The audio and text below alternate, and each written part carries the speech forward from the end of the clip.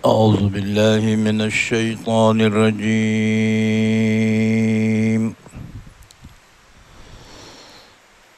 بسم الله الرحمن الرحيم.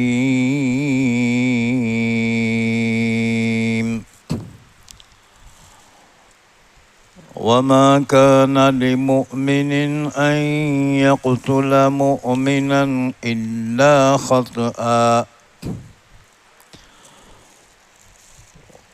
ومن قتل مؤمنا خطأ فتحرير رقبة مؤمنة ودية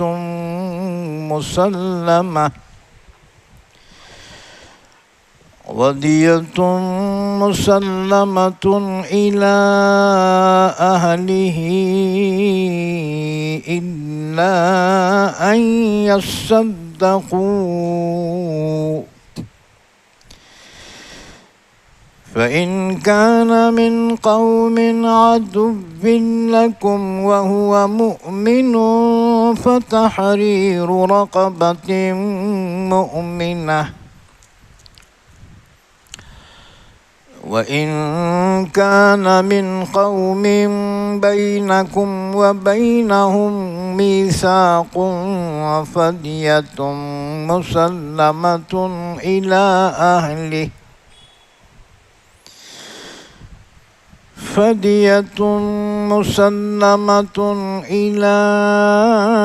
أهله وتحرير رقبة مؤمنة،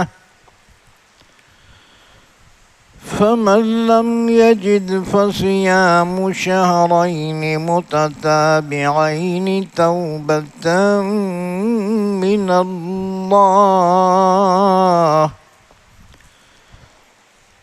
وكان الله عليما حكيما. ومن يقتل مؤمنا متعمدا فجزاؤه جهنم خالدا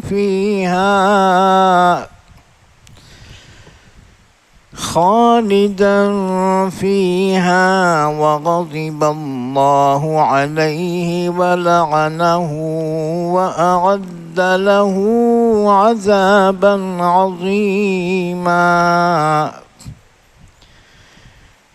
يا أيها الذين آمنوا إذا ضربتم في سبيل الله فتبينوا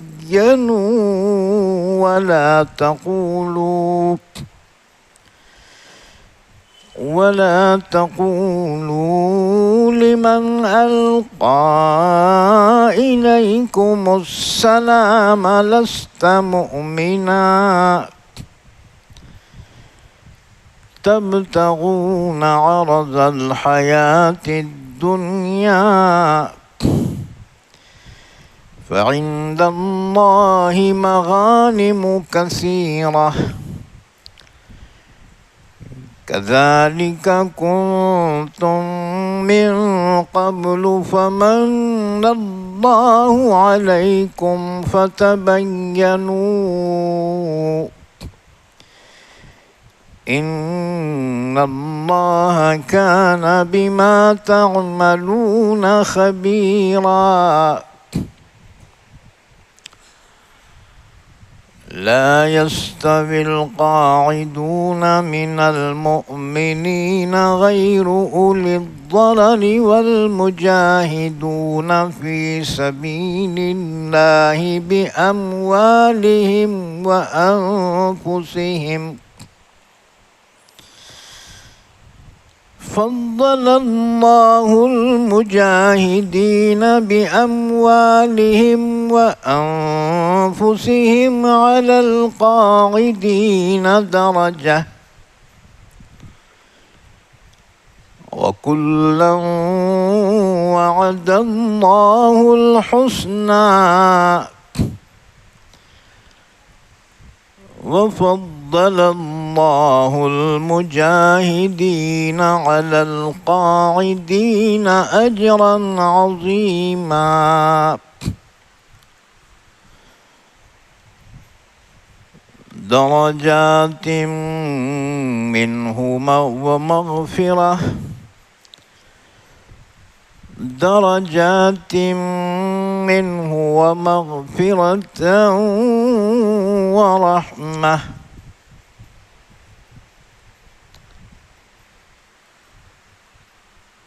وكان الله غفورا رحيما.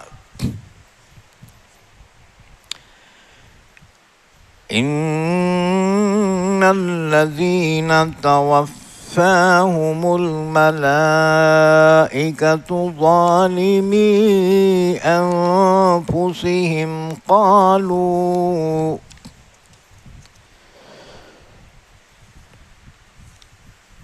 قالوا فيم كنتم قالوا كنا مستضعفين في الأرض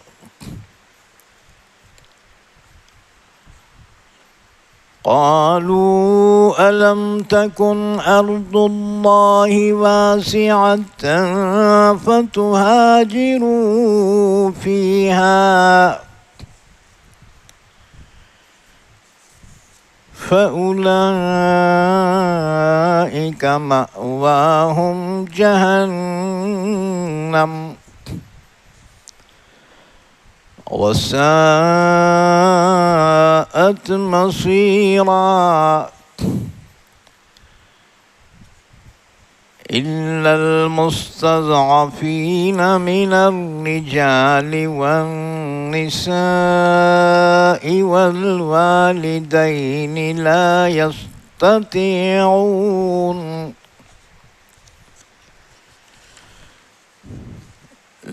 يستطيعون حيلة ولا يهتدون سبيلا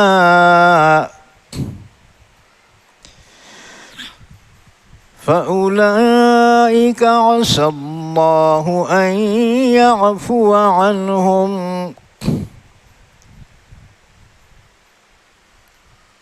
وكان الله عفوا غفورا.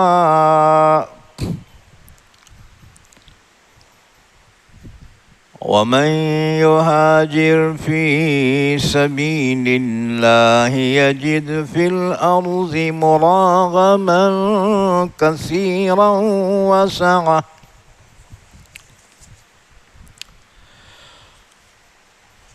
ومن يخرج من بيته مهاجرا إلى الله ورسوله ثم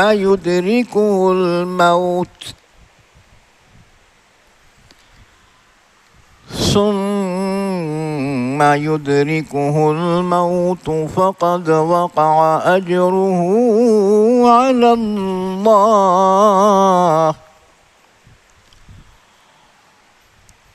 وكان الله غفورا رحيما. وإذا ضربتم في الأرض فليس عليكم جناح أن تقصروا من الصلاة إن خفتم أن يفتنكم الذين كفروا إن الكافرين كانوا لكم عدوا مبينا.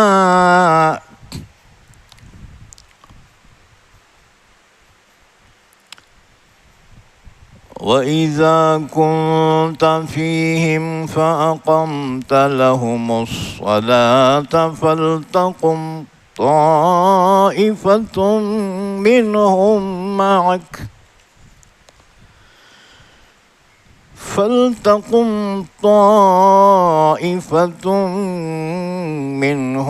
معك وليأخذوا أسلحتهم فإذا سجدوا فليكونوا من ورائكم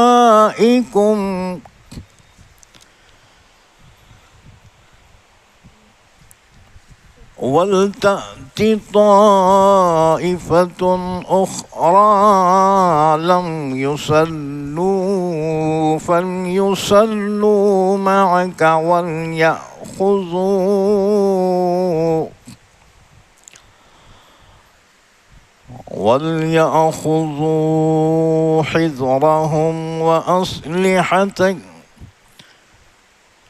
وَلْيَأْخُذُوا حِذْرَهُمْ وَأَسْلِحَتَهُمْ وَدَّ الَّذِينَ كَفَرُوا لَوْ تَغْفُلُونَ عَنْ أَسْلِحَتِكُمْ وَأَمْتِعَتِكُمْ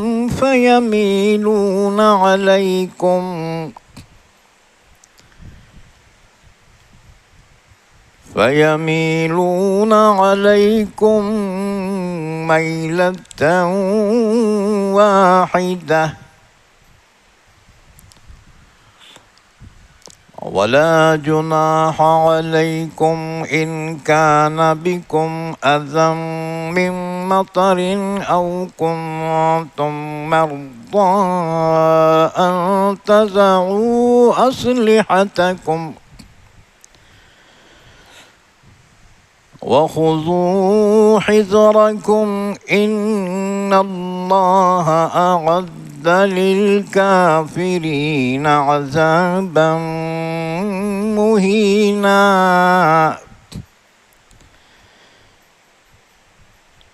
فإذا قضيتم الصلاة فاذكروا الله قياما وقعودا وعلى جنوبكم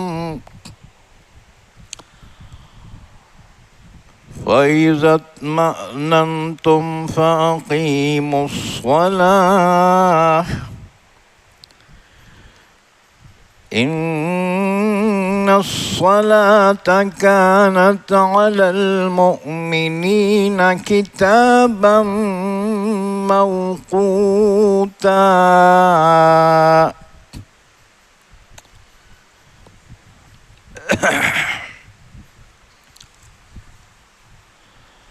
پناہ میں آتا ہوں میں اللہ کی شیطان مردود سے. شروع کرتا ہوں میں اللہ کے نام سے جو بڑا مہربان نہایت رحم کرنے والا ہے.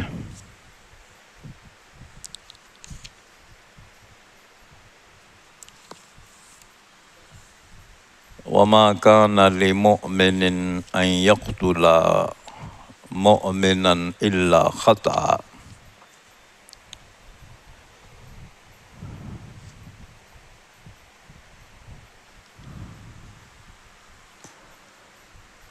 اور ایمان والوں کے لیے اور ایمان والے کے لیے جائز نہیں ہے کہ قتل کر دے وہ کسی ایمان والے کو مگر غلطی سے.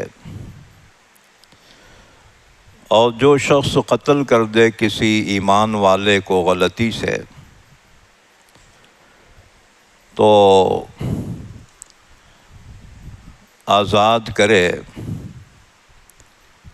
ایک غلام ایمان والا اور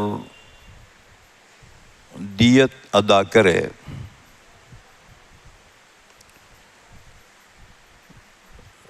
جو پہنچا دے اس کے گھر والوں تک.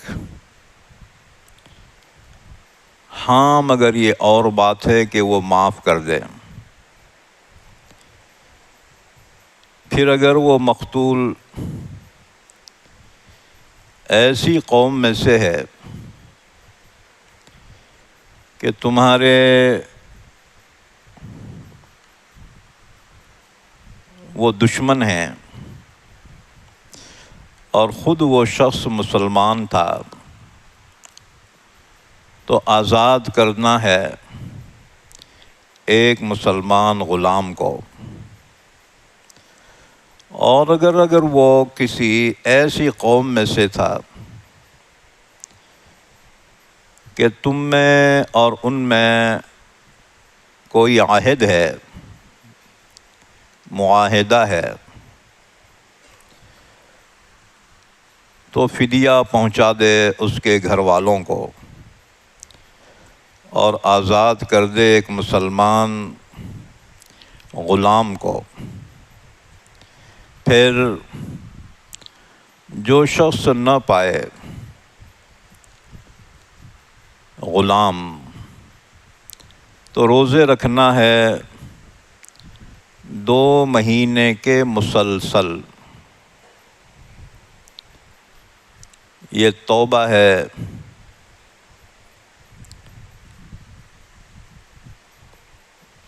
اللہ کی جانب سے،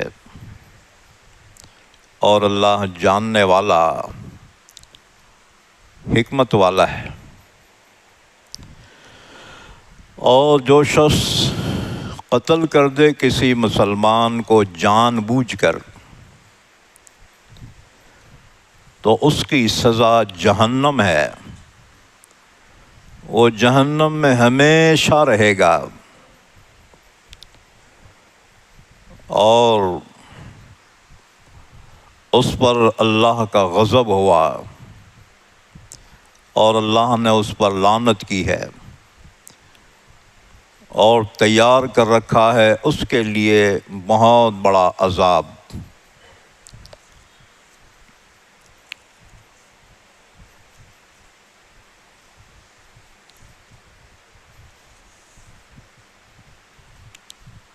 اے ایمان والو، جب تم سفر کرو اللہ کی راہ میں تو تحقیق کر لیا کرو، اور مت کہو اس شخص کو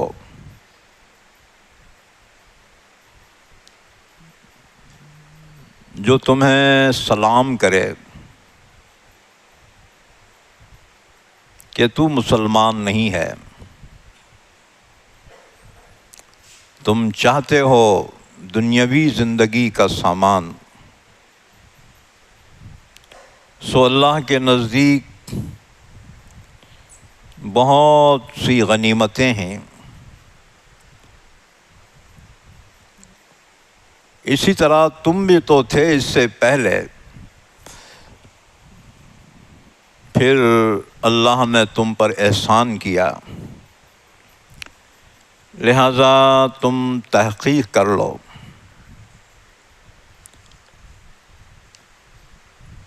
بے شک اللہ باخبر ہے اس سے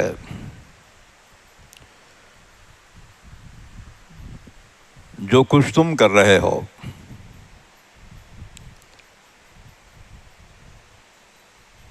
برابر نہیں ہے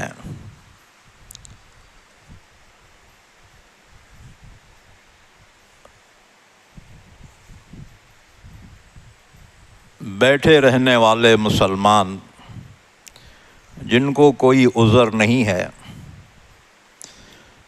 اور وہ مسلمان جو اللہ کی راہ میں لڑنے والے ہیں اپنے مالوں اور اپنی جانوں سے۔ اللہ نے فضیلت دی ہے اللہ کی راہ میں لڑنے والوں کو اپنے مالوں اور اپنی جانوں سے۔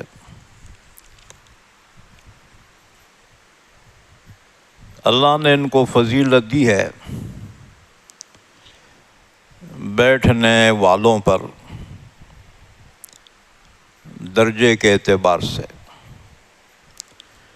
اور ہر ایک سے اللہ نے وعدہ کیا ہے بھلائی کا، اور اللہ نے فضیلت دی ہے اللہ کی راہ میں لڑنے والوں کو بیٹھے رہنے والوں پر اجر عظیم میں۔ جو کہ درجے ہیں اس کی جانب سے اور مغفرت ہے اور رحمت ہے، اور اللہ معاف کرنے والا، رحم کرنے والا ہے۔ بے شک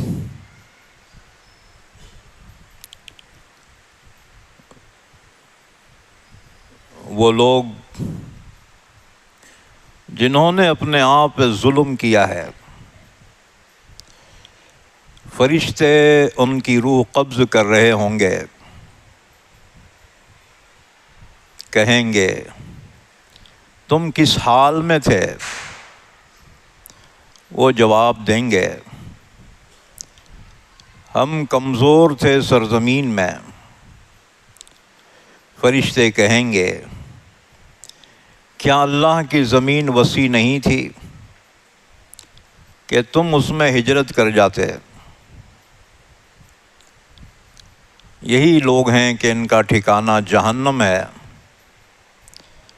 اور وہ بہت برا ٹھکانہ ہے۔ ہاں مگر وہ کمزور مرد اور عورتیں اور بچے جو استطاعت نہیں رکھتے،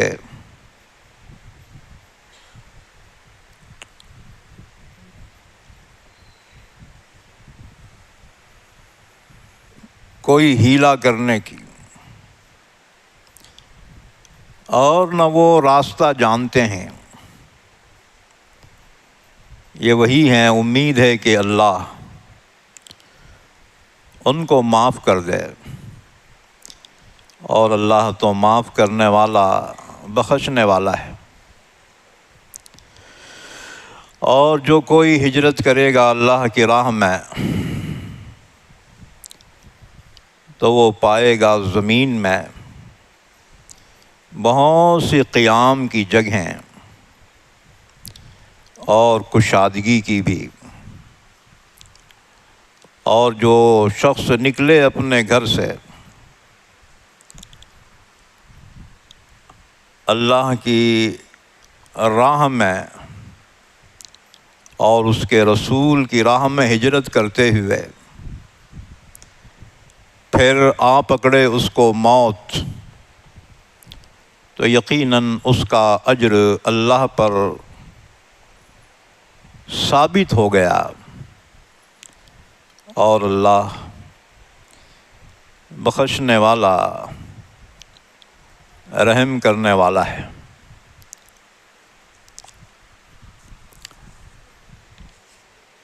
یہ سورہ نساء ہے۔ آج سورہ نساء کی آیت نمبر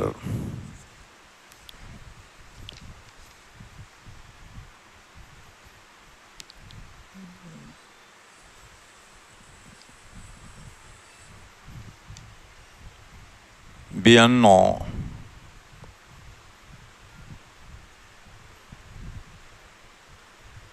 سے لے کر آیت نمبر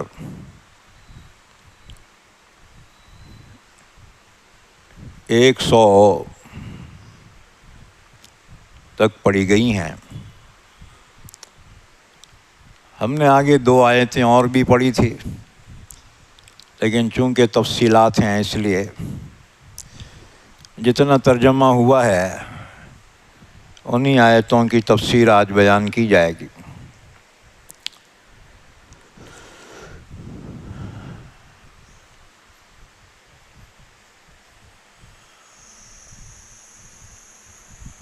احکامات بیان کیے جا رہے ہیں۔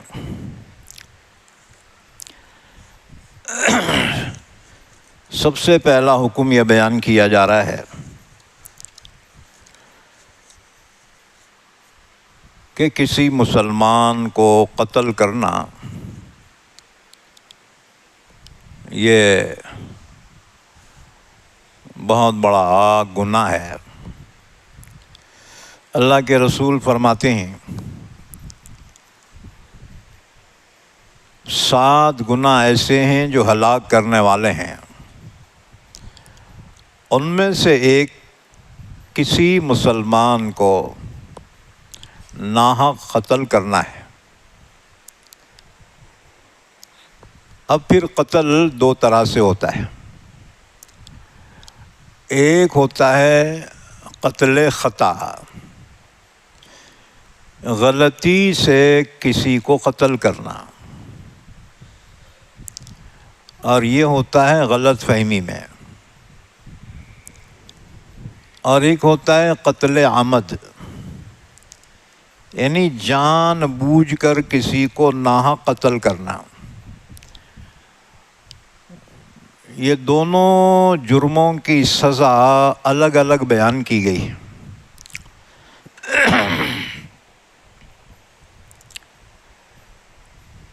اس سے پہلے کہ ہم تفصیلات بیان کریں، اس آیت کا شان نزول سن لو۔ شان نزول بولے تو وہ سبب یا وہ واقعہ جس کی وجہ سے آیت شریفہ نازل ہوئی ہے۔ چنانچہ پہلی آیت کا شان نزول یہ ہے،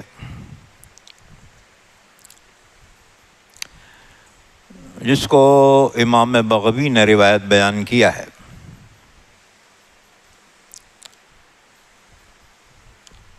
عیاش بن ربیعہ مخزومی، یہ ابو جہل کا ماجایا بھائی تھا۔ ماجایا بولے تو ماں ایک باپ الگ الگ۔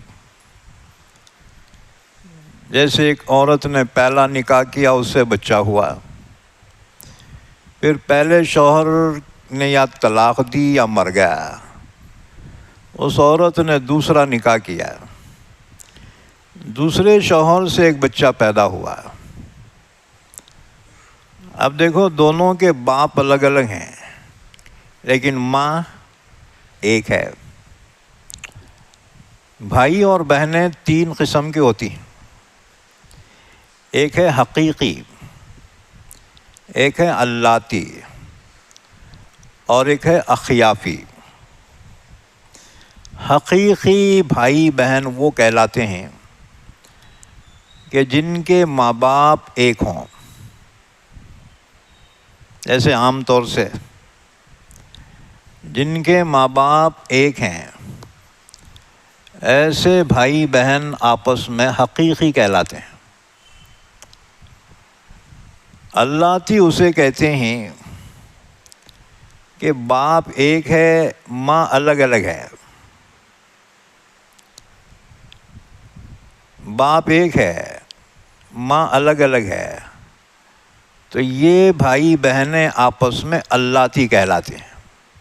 عین سے اللاتی، اس کو ہم سونتیلے کہتے ہیں۔ باپ ایک ہے، ماں الگ الگ ہے۔ ایک تیسری قسم ہے اخیافی، یعنی ماں ایک ہے، باپ الگ الگ ہے۔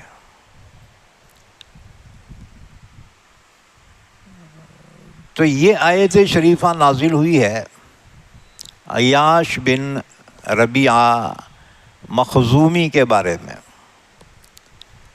یہ ابو جہل کا ماجایا بھائی تھا، یعنی اس کی اور ابو جہل کی ماں ایک تھی، باپ الگ الگ۔ اس کے باپ کا نام ربیعہ تھا اور ابو جہل کے باپ کا نام ہشام تھا۔ ابو جہل کا نام اصل ہے عمرو بن ہشام، لیکن اس کی کنیت پڑ گئی ابو جہل۔ اصل میں اس کی کنیت تھی ابو الحکم، حکمتوں کا باپ۔ بہت برلنٹ تھا، بڑا ہوشیار، لیکن اس نے ایمان اور اسلام کی مخالفت کی، تو ابو الحکم کے بجائے اسے ابو جہل کہا گیا۔ یہ تو جاہلوں کا بھی باپ ہے یہ۔ بہرحال یہ آیت شریفہ عیاش بن ربیعہ مخزومی کے بارے میں نازل ہوئی۔ عیاش بن ربیعہ مخزومی ہجرت سے پہلے رسول اللہ صلی اللہ علیہ وسلم کی خدمت میں حاضر ہو کر مسلمان ہو گیا۔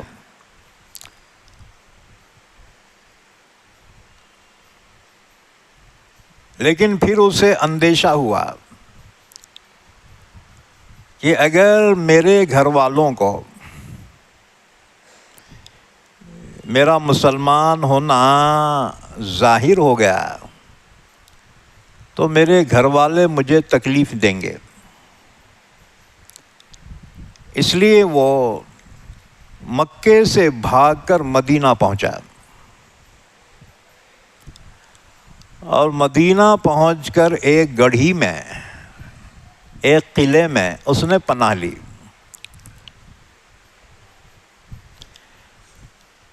عیاش کے جانے کے بعد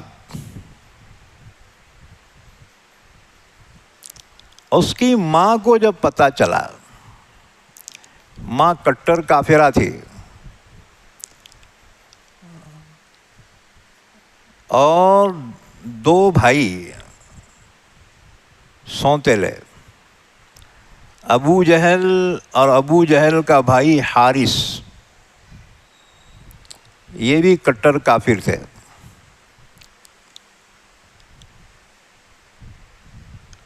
جب ماں کو پتہ چلا عیاش مسلمان ہو کر یہاں سے مدینہ چلا گیا، تو اس نے اپنے یہ دونوں بیٹوں کو بلایا، ابو جہل کو اور حارث کو۔ ایک بات یاد رکھو، حارث بعد میں مسلمان ہو گئے، ابو جہل نہیں ہوا اور بدر میں مارا گیا۔ تو یہ اس وقت کی بات ہے کہ جب حارث ابھی مسلمان نہیں ہوئے تھے، تو ماں نے ابو جہل اور حارث کو بلایا اور اس نے قسم کھائی، اللہ کی قسم جب تک تم عیاش کو نہیں لاؤ گے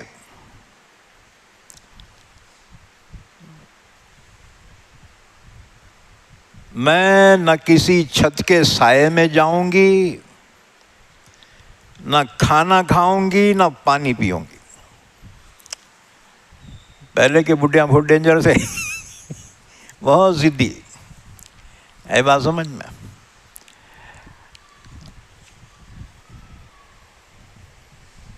اب ماں نے جب یہ قسم کھائی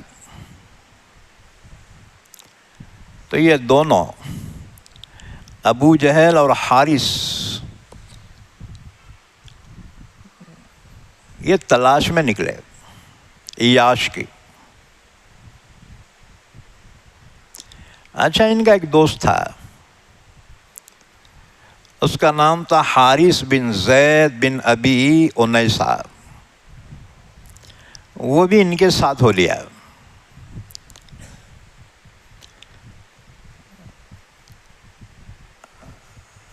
جب مدینہ پہنچے معلوم ہوا کہ عیاش بن ربیعہ قلعے میں ہے، گڑھی میں، اور وہ قلعہ تھا پہاڑ پہ۔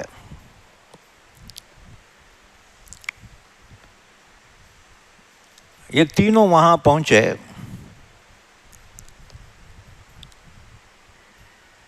اور اس کو آواز دی اور اس سے کہا کہ تم نیچے اتر آؤ، تمہارے یہاں آنے کے بعد ماں نے قسم کھائی ہے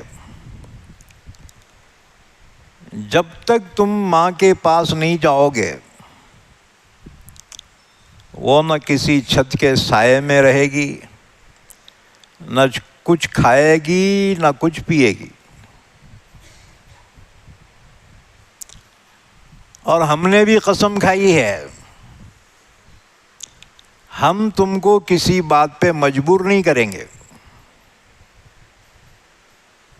تو مسلمان ہے نا، رہو مسلمان، ہم زبردستی نہیں کریں گے۔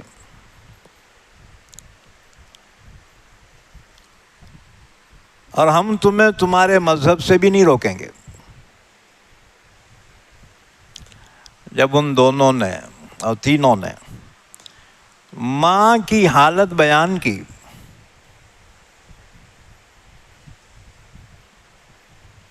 تو عیاش ماں کی تکلیف سے بے چین ہو گئے۔ ماں سے بہت پیار تھا، لہذا عیاش گڑھی سے نیچے اتر کر آیا۔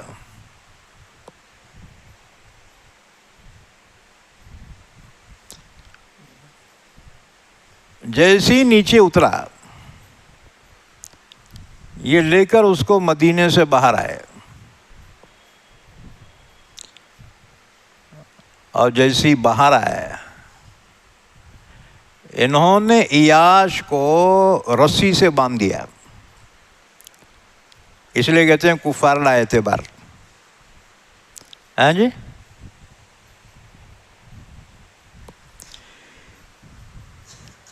حالانکہ انہوں نے قسم کھائی تھی ہم تم کو تکلیف نہیں پہنچائیں گے۔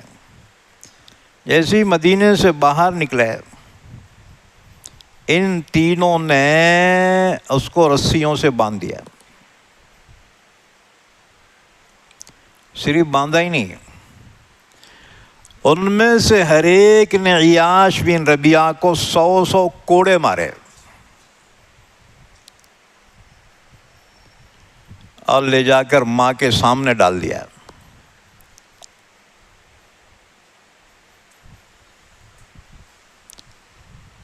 ماں نے جب اس حال میں دیکھا،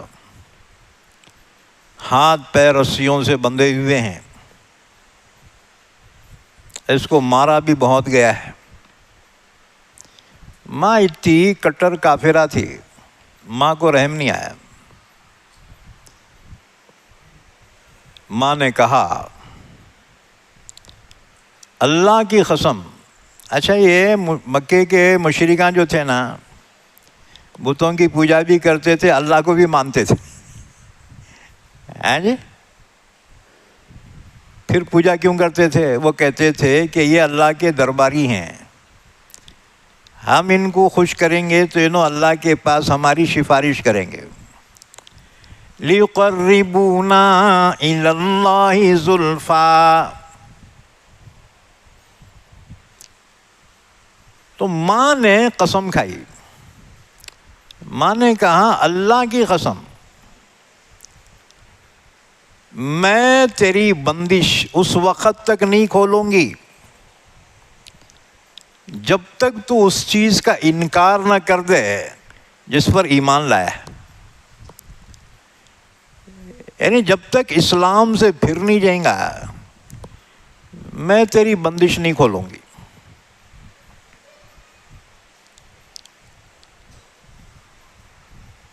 لہذا عیاش بن ربیعہ کو یوں ہی بندھا ہوا چھوڑ دیا، دھوپ میں ڈال دیا۔ عرب کی دھوپ بہت سخت ہوتی، بہت شدید۔ جب تک اللہ نے چاہا عیاش اسی طرح پڑا رہا۔ آخر تکلیفوں کی وجہ سے مجبور ہو کر عیاش نے وہ بات کہہ دی جو اس سے یہ کہلوانا چاہتے تھے۔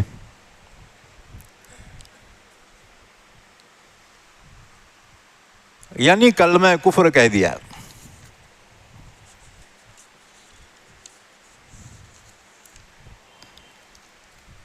چنانچہ عیاش کو کھول لیا گیا۔ اتنے میں حارث بن زید آیا، جو اس کے بھائیوں کا دوست تھا نا۔ حارث بن زید آیا اور اس نے عیاش کو تانا دیا، کہنے لگا بس کیا یہی وہ بات تھی جو تو نے اختیار کی تھی؟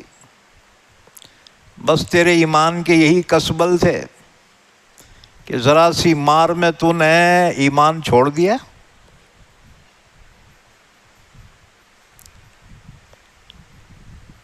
اور یہ کہا اللہ کی قسم، جس بات کو تو نے اختیار کیا تھا اگر وہ ہدایت تھی تو نے ہدایت کو چھوڑ دیا، اگر وہ گمراہی تھی تو اب تک گمراہی پر رہا۔ یہ سن کر عیاش کو غصہ آ گیا۔ عیاش نے کہا اللہ کی قسم، اگر اکیلے میں تو میرے ہاتھ آ گیا رے تو تجھے قتل کیے بغیر نہیں چھوڑوں گا۔ اچھا، عرباں کے یہ چیلنج ہے نا، یہ خالی منہ تک نہیں رہتے تھے، ہمارے جھگڑے گالیں گالیں میں تجھے دیکھ لوں گا نا، میں تجھے دیکھ لوں گا۔ ہاں جی، عرباں کے ایسے نہیں تھے، بس بولتے ہی برابر کرتے تھے انہوں ویسے۔ تو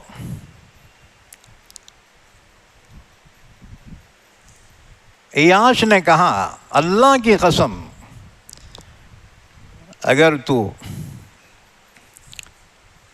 اکیلے میں میرے ہاتھ لگ جائے تو تجھے قتل کیے بغیر نہیں چھوڑوں گا۔ بہرحال یہ واقعہ ہوا گیا، کچھ مدت گزر گئی، اس کے بعد عیاش پھر مسلمان ہو گیا، اور مسلمان ہو کر مکہ چھوڑ کر مدینہ چلا گیا۔ اچھا،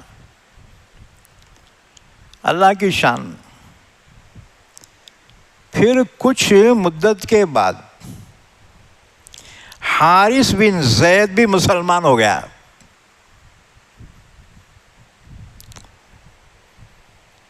اور ہجرت کر کے اللہ کے رسول کے خدمت میں پہنچ گیا۔ جس وقت حارث بن زید حضور کی خدمت میں پہنچے مسلمان ہو کر، اس وقت عیاش بن ربیعہ وہاں موجود نہیں تھا، اسے نہیں معلوم تھا یہ مسلمان ہو گیا۔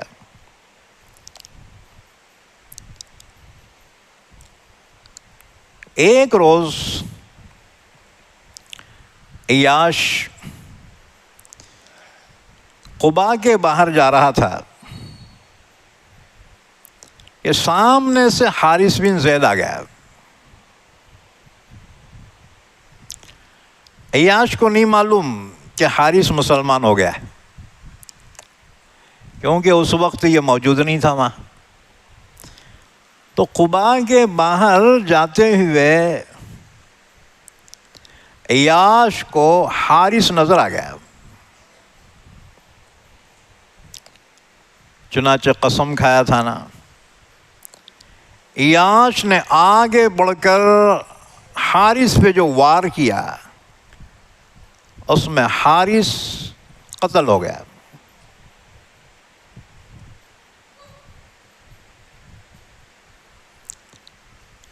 لوگوں نے جب دیکھا، لوگوں نے لعنت ملامت کی، لوگوں نے کہا رے یہ کیا کیا تو نے؟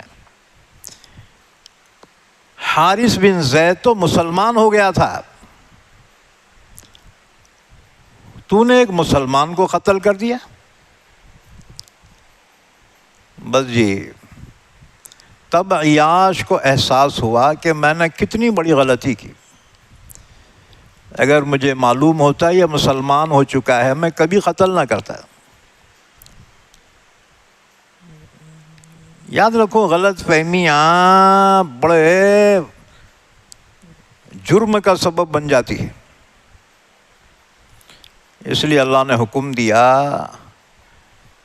کہ تحقیق کرو، تحقیق کے بغیر کوئی ایکشن نہ لو، سنی سنی باتوں پہ عمل نہ کرو، تحقیق کرو۔ بہرحال عیاش کو جب احساس ہوا کہ میں نے کتنا بڑا جرم کیا کہ میرے ہاتھوں ایک مسلمان کا قتل ہو گیا، اب کیا کروں؟ فوراً اللہ کے رسول کے خدمت میں پہنچا، اور عیاش نے اللہ کے نبی کی خدمت میں اپنا سارا واقعہ بیان کر دیا اور کہا یا رسول اللہ صلی اللہ علیہ وسلم، آپ جانتے ہیں کہ میں حارث بن زید کے مسلمان ہونے سے واقف نہیں تھا،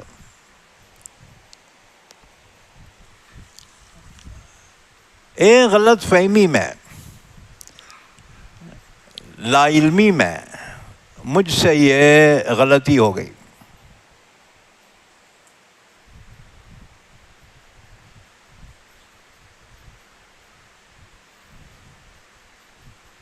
یا رسول اللہ، اب میرے لیے کیا حکم ہے؟ اس پر اللہ نے یہ آیت شریفہ نازل فرمائی کہ غلطی سے اگر کسی مسلمان کو قتل کرے تو اس کا پنشمنٹ کیا ہے، اس کی سزا کیا ہے؟ اللہ نے فرمایا وَمَا كَانَ لِمُؤْمِنٍ أَن يَقْتُلَ مُؤْمِنًا إِلَّا خَطَأً، کسی مسلمان کو کسی مسلمان کا قتل کرنا جائز نہیں ہے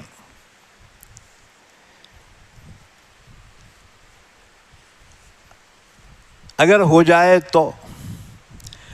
وَمَنْ قَتَلَ مُؤْمِنًا خَطَأً فَتَحْرِيرُ رَقَبَةٍ مُؤْمِنَةٍ وَدِيَةٌ مُسَلَّمَةٌ إِلَىٰ أَهْلِهِ إِلَّا أَن يَصَّدَّقُوا۔ اب یہ حکم بیان کیا جا رہا ہے،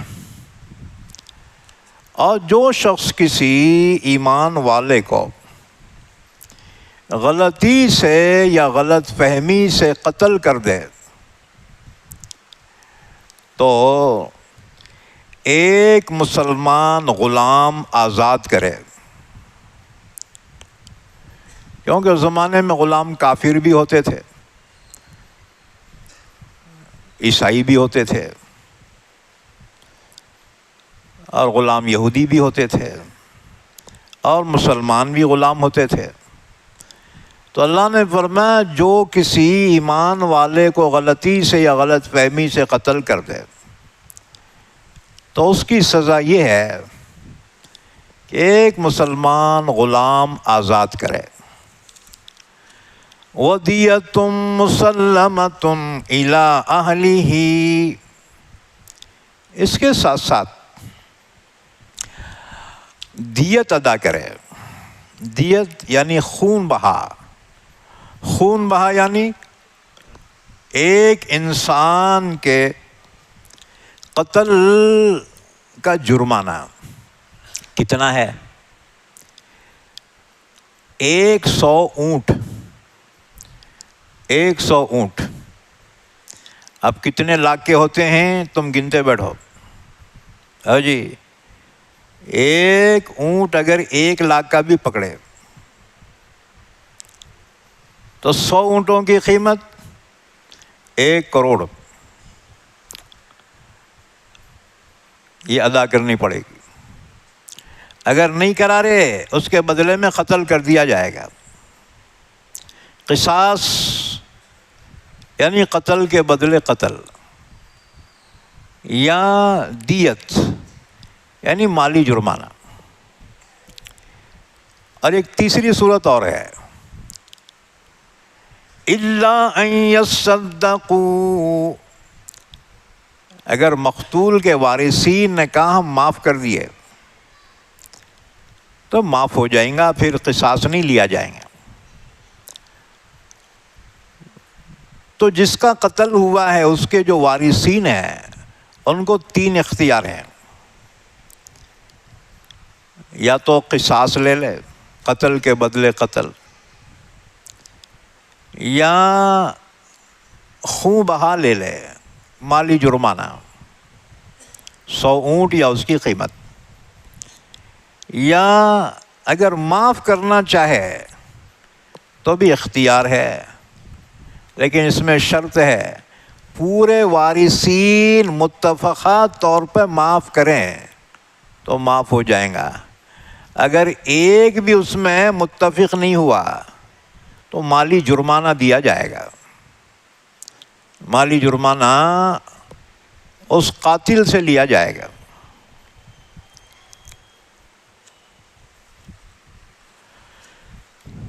تو فرمایا وَمَنْ قَتَلَ مُؤْمِنًا خَطْأً، جو کسی مسلمان کو غلطی سے یا غلط فہمی سے قتل کر دے تو اس کا حکم کیا ہے؟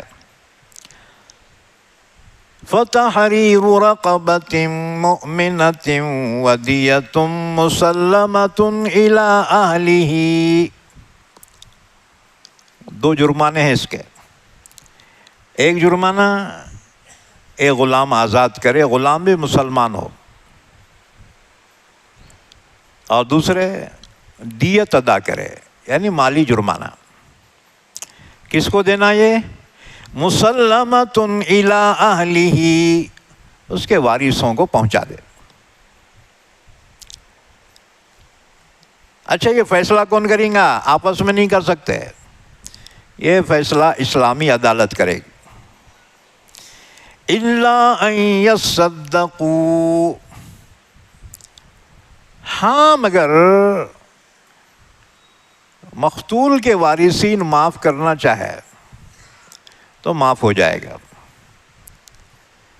اچھا، دوسری صورت فَإِن كَانَ مِن قَوْمٍ عَدُوٍّ لَكُمْ وَهُوَ مُؤْمِنٌ فَتَحْرِيرُ رَقَبَةٍ مُؤْمِنَةٍ، اگر وہ مقتول جو قتل ہوا ہے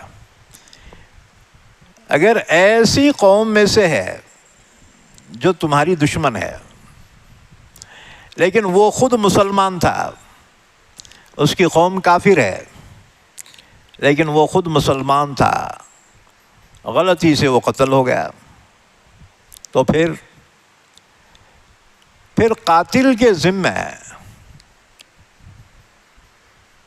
صرف ایک مسلمان غلام آزاد کرنا ہے، مالی جرمانہ نہیں دیا جائے گا۔ اچھا، ایک تیسری صورت وَإِن كَانَ مِن قَوْمٍ بَيْنَكُمْ وَبَيْنَهُمْ مِيثَاقٌ فَدِيَةٌ مُسَلَّمَةٌ إِلَىٰ أَهْلِهِ وَتَحْرِيرُ رَقَبَةٍ مُؤْمِنَةٍ، اگر وہ جو قتل ہوا ہے ایسی قوم میں سے ہے کہ تمہارے اور اس قوم میں معاہدہ ہے، امن کا معاہدہ ہے، تو پھر قاتل کے ذمہ 2 چیزیں ہیں، ایک مسلمان غلام آزاد کرے اور اس مقتول کے گھر والوں کو دیت پہنچائے، مالی جرمانہ۔ اسلام نے جن کے ساتھ امن کا معاہدہ ہے ان کو بھی ایک مسلمان کی طرح مالی جرمانہ ادا کرنے کا حکم دیا ہے۔ اچھا جی، اگر قاتل غریب آدمی ہے تو پھر کیا کرے؟ فَمَن لَّمْ يَجِدْ، جو شخص اس کی سکت نہ رکھے، غلام بھی آزاد نہیں کر سکتا اور مالی جرمانہ بھی نہیں دے سکتا، پھر کیا کرنا؟ فَصِيَامُ شَهْرَيْنِ مُتَتَابِعَيْنِ، تو پھر وہ 2 مہینے کے روزے رکھے، اور روزے بھی کیسے؟ کنٹینیو، بیچ میں اگر ایک گیپ ہوا رہے پھر اب سے شروع ہوں گا، ہاں جی۔ یہ حکم مردوں کے لیے، کیونکہ عورتوں کے روزے کنٹینیو نہیں ہو سکتے نا جی، بیچ میں گیپ ہوتا ہے۔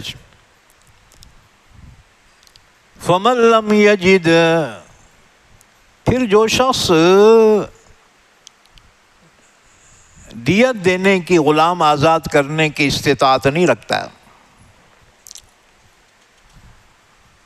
فَصِيَامُ شَهْرَيْنِ مُتَتَابِعَيْنِ،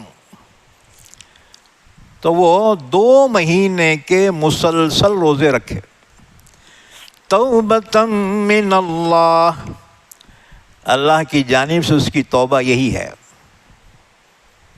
یہ جرمانہ ادا کرتے ہی یا روزے ختم ہوتے ہی اللہ کی جانب سے اس کو معاف کیا جائے گا۔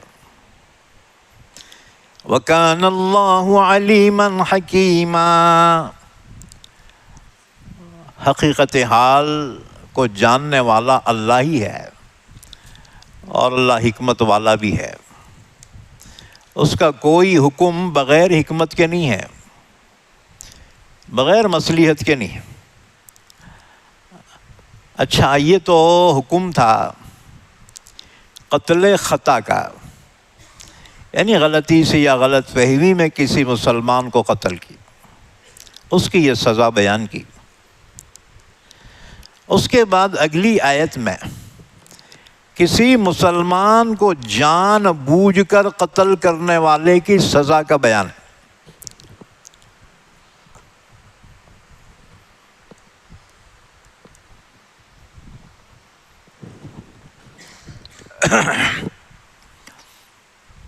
وَمَن يَقْتُلْ مُؤْمِنًا مُتَعَمِّدًا فَجَزَاؤُهُ جَهَنَّمُ خَالِدًا فِيهَا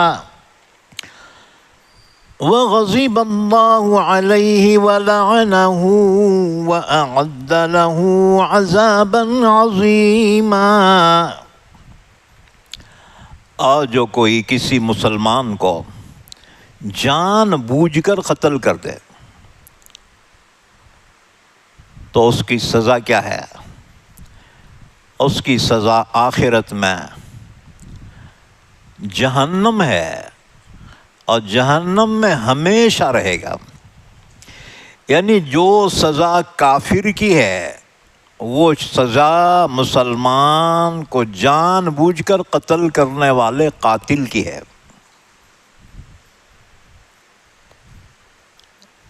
اب دیکھو، معمولی باتوں پہ بچے مرڈراں کر رہے، ہاں جی،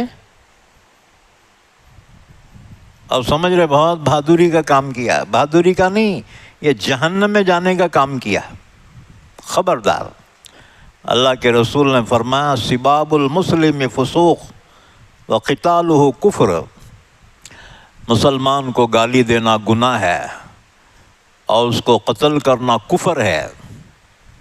جو کسی مسلمان کو جان بوجھ کر قتل کر دے اس کو وہی سزا ہے جو کافر کی سزا ہے۔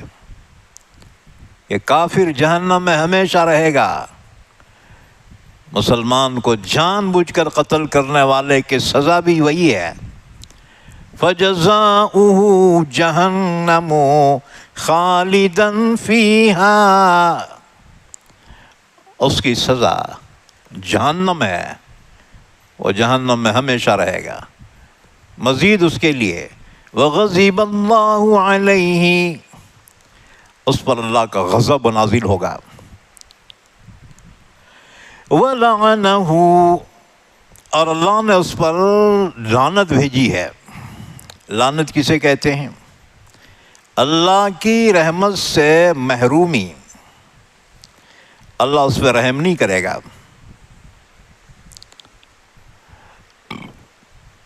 وَأَعَدَّ لَهُ عَذَابًا عَظِيمًا، اور اللہ نے تیار کر رکھا ہے اس کے لیے بہت بڑا عذاب۔ اللہ ہمارے بچوں کی حفاظت فرمائے۔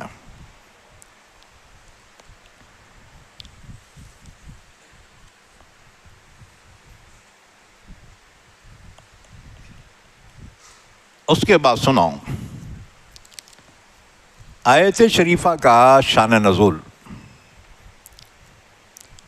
ایک بات یاد رکھو،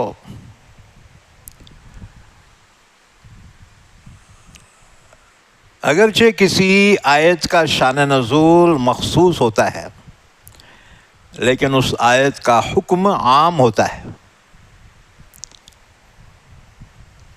تو آیت شریفہ کا شان نزول یہ ہے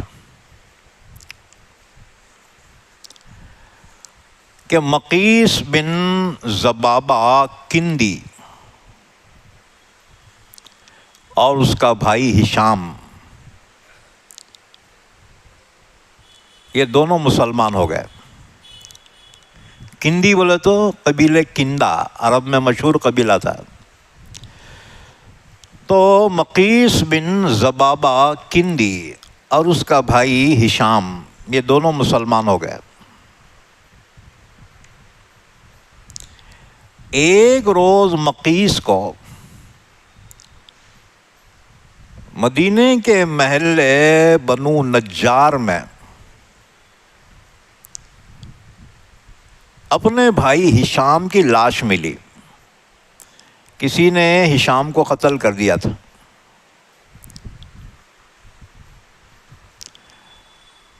چنانچہ مقیس اللہ کے رسول کی خدمت میں حاضر ہوا اور واقعی عرض کیا، یا رسول اللہ، بنو نجار محلے میں میرے بھائی کی نعش مجھے ملی ہے، کسی نے میرے بھائی کو قتل کر ڈالا۔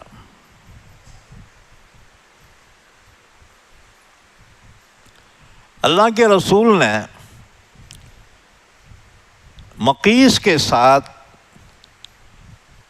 ایک فہری شخص کو بھیج دیا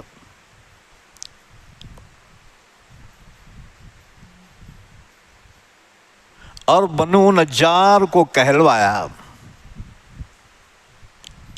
کہ رسول اللہ کا حکم ہے، اگر تم ہشام کے قاتل کو جانتے ہو تو اس کو مقیس کے حوالے کر دو، اس کے بھائی کے، تاکہ وہ اپنے بھائی کا قصاص لے، قتل کے بدلے قتل۔ اور اگر نہیں جانتے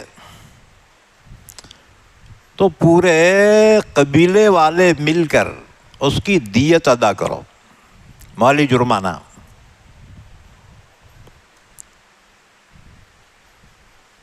جو فہری تھا اس نے رسول اللہ صلی اللہ علیہ وسلم کا پیغام قبیلے بنو نجار کو پہنچایا۔ قبیلے بنو نجار نے کہا، اللہ کے رسول کا حکم ہماری سر آنکھوں پر، ہمیں ہشام کا قاتل نہیں معلوم، ہشام کو کس نے قتل کیا ہم کو نہیں معلوم۔ ہاں، ہم مالی جرمانہ دے دیں گے، کیونکہ ہمارے محلے میں اس کی لاش ملی ہے نا، ہم سب مل کے مالی جرمانہ دے دیں گے۔ چنانچہ بنو نجار قبیلے والوں نے 100 اونٹ مالی جرمانہ ادا کیا۔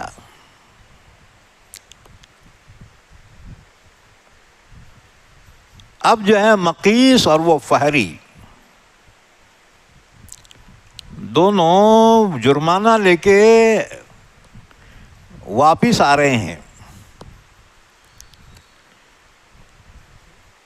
راستے میں مقیس کو شیطان نے بہکایا.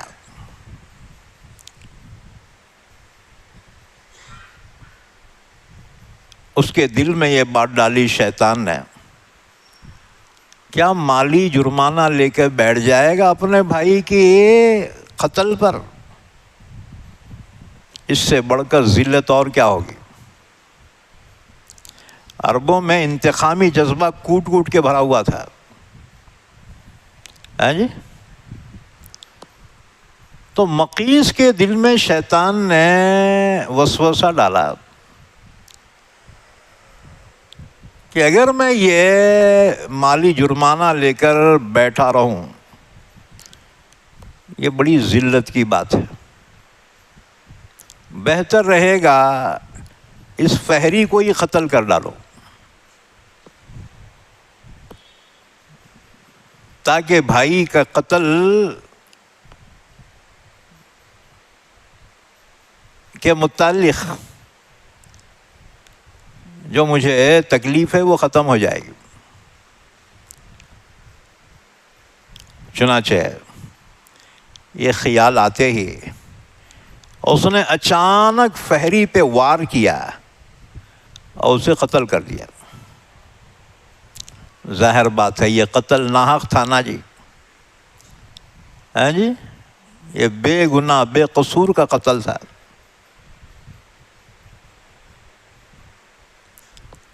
اس نے اس فہری کو قتل بھی کیا اور وہ مالی جرمانہ بھی لے لیا.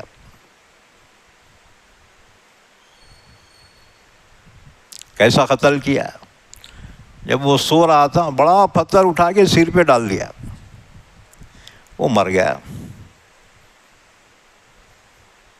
پھر سوچا اگر اللہ کے رسول کی خدمت میں جاؤں گا تو قصاص میں بھی قتل کیا جاؤں گا. چنانچہ وہ دیت کے ایک اونٹ پہ بیٹھا، پورے اونٹ لے کر وہاں سے بھاگ گیا اور پھر مرتد ہو گیا، اسلام سے پھر گیا. اس پر یہ آیت شریفہ نازل ہوئی. فتح مکہ کے دن حضور نے عام معافی کا اعلان فرمایا تھا، لیکن 12 افراد کی حضور نے لسٹ دی تھی صحابہ کو، سب کو معاف ہے، یہ 12 کو معاف نہیں ہے. یہ جہاں بھی ملے ان کو قتل کر دو، کعبے کے پردے میں بھی لپٹے ہوئے ہوں وہاں بھی مارو. اس میں سے ایک اس کا نام بھی تھا مقیس بن زبابہ کندی کا.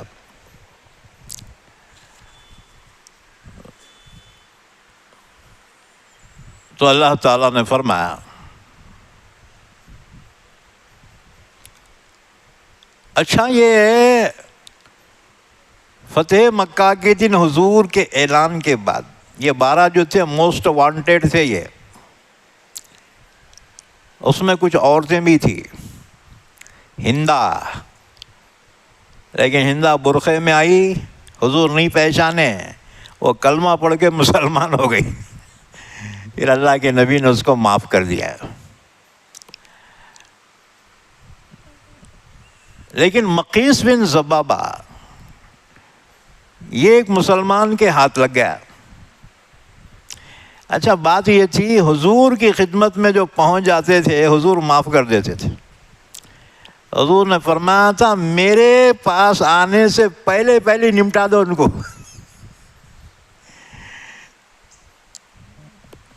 اب جو ہوشیار تھے نا سب سے بچتے بچاتے حضور کی خدمت میں پہنچ جاتے، یا رسول اللہ معاف کر دو ہم مسلمان ہو گئے، حضور معاف کر دیتے تھے.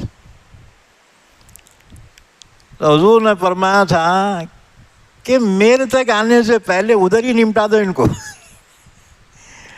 چنانچہ مقیس بن زبابہ مسلمانوں کے ہاتھ لگ گیا اور یہ قتل کر دیا گیا. اللہ نے اس پر آیت شریفہ نازل فرمائی وَمَن يَقْتُلْ مُؤْمِنًا مُتَعَمِّدًا فَجَزَاؤُهُ جَهَنَّمُ خَالِدًا فِيهَا.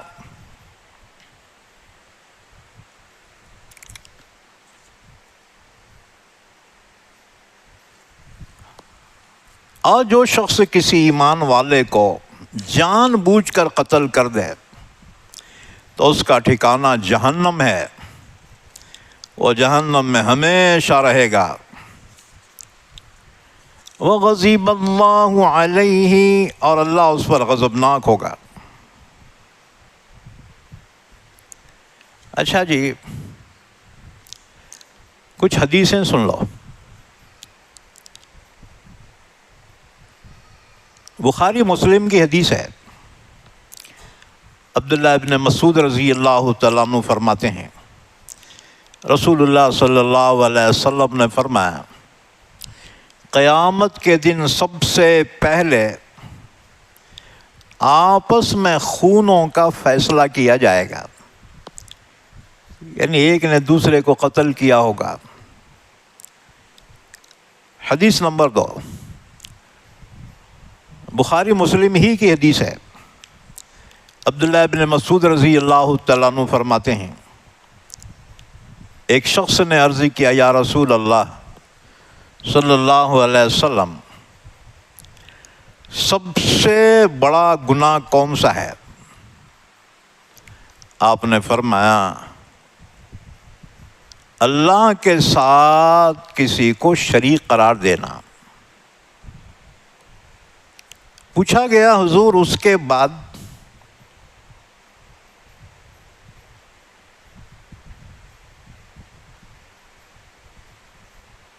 فرمایا، اپنی اولاد کو اس اندیشے سے قتل کرنا کہ وہ تیرے کھانے میں شریک ہو جائے گی۔ عرب غربت کی وجہ سے بھی اولاد کو قتل کرتے تھے۔ حدیث نمبر 3 حضرت ابو ہریرہ رضی اللہ تعالیٰ عنہ کی روایت ہے، رسول اللہ صلی اللہ علیہ وسلم نے فرمایا، 7 ہلاک کرنے والی باتوں سے بچو۔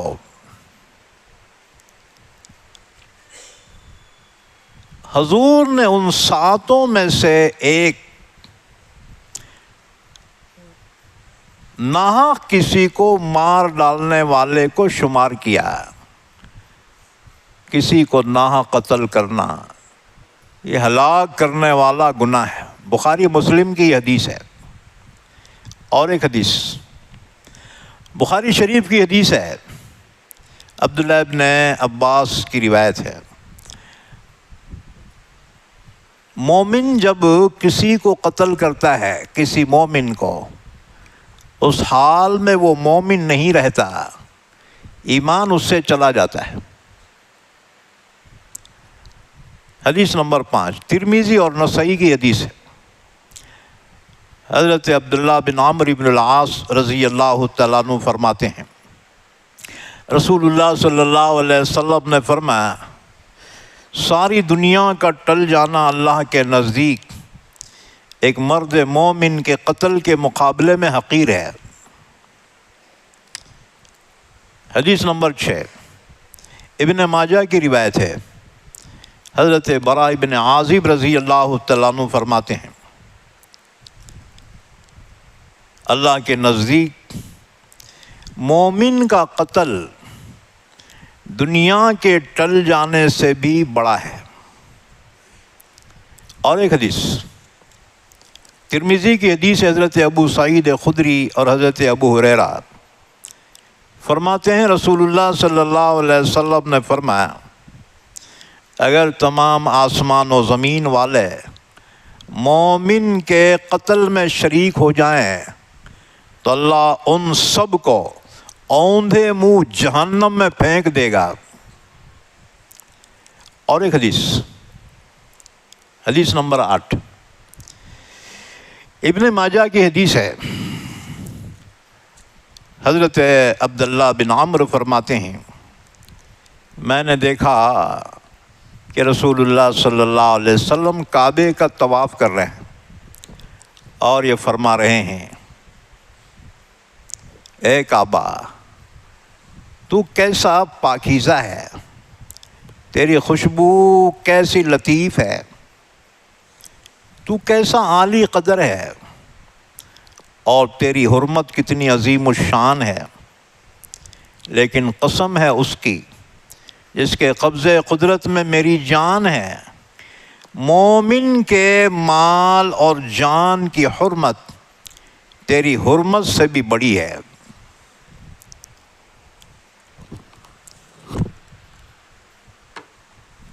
حدیث نمبر 9 ابو داؤد کی حدیث ہے۔ حضرت ابو درداء رضی اللہ تعالیٰ عنہ فرماتے ہیں، رسول اللہ صلی اللہ علیہ وسلم نے فرمایا، مومن برابر جہنم سے آزاد اور نیکوکار اس وقت تک رہتا ہے جب تک کہ کسی حرام قتل کا مرتکب نہ ہو۔ جب حرام قتل کا مرتکب ہو جاتا ہے تو ہلاک ہو جاتا ہے۔ حدیث نمبر 10 حضرت ابو ہریرہ کی روایت ہے، جس نے کسی مسلمان کے قتل میں آدھی بات سے بھی مدد کی، جب وہ اللہ کے سامنے آئے گا تو اس کی دونوں آنکھوں کے درمیان لکھا ہوگا آئس من رحمت اللہ، یہ اللہ کی رحمت سے مایوس ہے، یعنی محروم ہے۔ اللہ ہماری حفاظت فرمائے۔ وَأَعَدَّ لَهُ عَذَابًا عَظِيمًا۔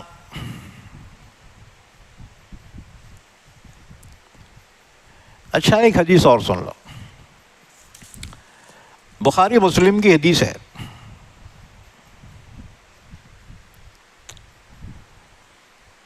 رسول اللہ صلی اللہ علیہ وسلم نے فرمایا،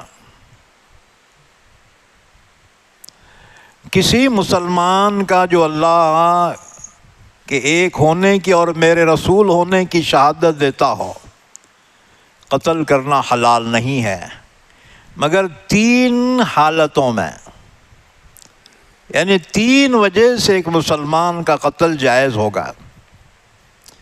نمبر 1، اگر اس نے کسی کو ناحق قتل کیا ہوگا تو قتل کے بدلے قتل حلال ہوگا۔ نمبر 2، شادی شدہ ہو کر زنا کیا ہو تو اس کی سزا قتل ہے۔ نمبر 3، جس نے اسلام کو چھوڑ دیا، یعنی جو اسلام سے پھر گیا، کافر یا عیسائی یا یہودی بن گیا، تو اس کا قتل حلال ہے، اس کے سوا کوئی قتل حلال نہیں۔ وَأَعَدَّ لَهُ عَذَابًا عَظِيمًا۔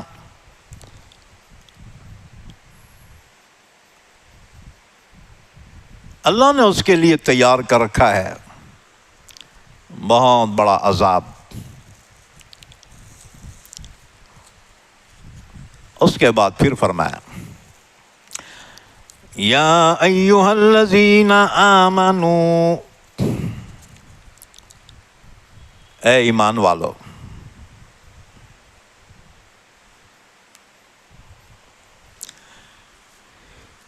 اذا ضربتم فی سبیل اللہ فتبینوا، جب تم سفر کرو اللہ کی راہ میں تو تحقیق کر لیا کرو، یعنی غلط فہمی میں کسی کو قتل نہ کرو، کسی پہ حملہ نہ کرو، تحقیق کر لیا کرو۔ وَلَا تَقُولُوا لِمَنْ أَلْقَى إِلَيْكُمُ السَّلَامَ لَسْتَ مُؤْمِنًا، اگر کوئی تمہیں سلام کرے تو اس سے یہ نہ کہنا کہ تو مسلمان نہیں ہے۔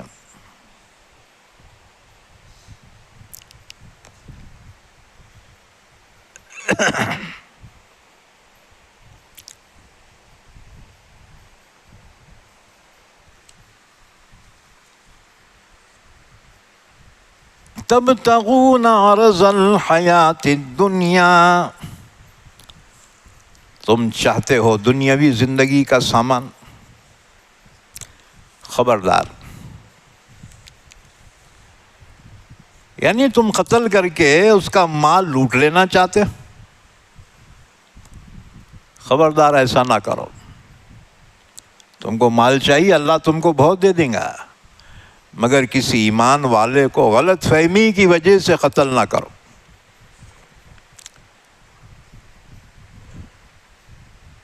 اس کے بعد سناؤ آیت شریفہ کا شان نزول۔ دیکھو قرآن کی آیت سمجھنے کے لیے شان نزول کا جاننا بہت ضروری ہے۔ اب بعض لوگ یہ ہے شان نزول نہیں سمجھتے، آیت کے معنی اپنے دماغ سے بیان کر دیتے ہیں، یہ گمراہی ہے۔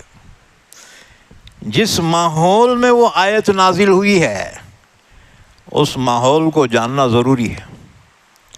اب لوگ کیا کرتے ہیں، اپنے ماحول کے اعتبار سے قرآن کا مطلب بیان کرتے ہیں، یہ گمراہی ہے۔ تو شان نزول سمجھنا ضروری ہے۔ آیت شریفہ کا شان نزول یہ ہے، ترمذی نے اور امام احمد ابن حنبل نے روایت بیان کی ہے۔ عبداللہ ابن عباس رضی اللہ تعالیٰ عنہ فرماتے ہیں کہ قبیلے بنو سلیم کا ایک آدمی صحابہ کی ایک جماعت سے آ کر ملا، جبکہ صحابہ جہاد کے لیے جا رہے تھے، اور یہ آدمی اپنی بکریاں چراتے چراتے ان کے پاس آ گیا۔ وہ مسلمان تھا، اس نے صحابہ کی جماعت کو سلام کیا، السلام علیکم۔ سلام کرنا علامت ہے مسلمان ہونے کی۔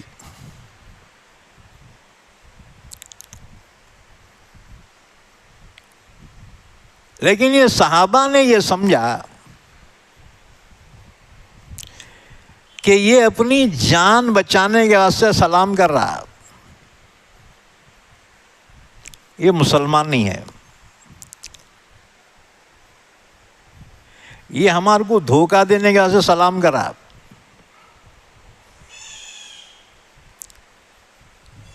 چنانچہ غلط فہمی میں آ کر اس کو قتل کر دیا، اور اس کی بکریاں بھی لے لیے مال غنیمت سمجھ کے، اور لے کر حضور کی خدمت میں آ گئے۔ اللہ نے اس پر یہ آیت شریفہ نازل فرمایا، خبردار،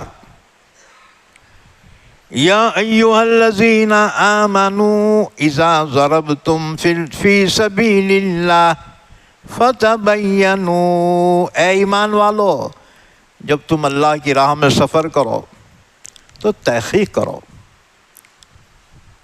ولا تقولوا لمن القى الیکم السلام لست مؤمنا، جو تمہیں سلام کرے تم یہ مت کہو کہ تم مسلمان نہیں ہے، ہمارے کو دھوکہ دینے کو سلام کر رہا، خبردار۔ تبتغون عرض الحیات الدنیا، کیوں مارا تم نے؟ اس کا مال لینے کے واسطے۔ فعند اللہ مغانم کثیرہ، تم کو مال چاہیے نا، اللہ کے پاس بہت ہے، اللہ تمہیں اور دیں گا، مگر خبردار یہ حرکت مت کرنا آئندہ۔ کذالک کنتم من قبل، تم بھی تو ویسی تھے نا، تم بھی تو پہلے کافر تھے، مشرک تھے۔ فمن اللہ علیکم، اللہ نے تم پہ احسان کیا، تمہیں ایمان عطا فرمایا، تو مسلمان ہو گئے۔ تو اللہ اوروں پہ احسان نہیں کر سکتا، اوروں کو توفیق نہیں دے گا؟ پھر تم نے غلط فہمی میں اس کو قتل کیا کیوں؟ فتبینوا، آئندہ تحقیق کرو، غلط فہمی کی وجہ سے کسی پہ اٹیک نہ کرنا۔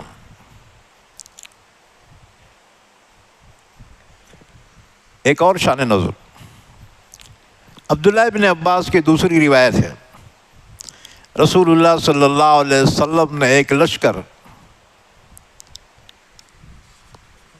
روانہ فرمایا۔ اس لشکر میں حضرت مقداد ابن الاسود رضی اللہ تعالیٰ عنہ بھی تھے۔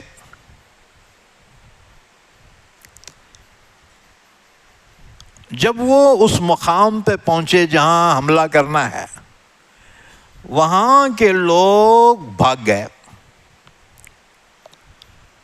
پورے لوگ بھاگ گئے، ڈر گئے۔ ایک شخص کھڑا رہا،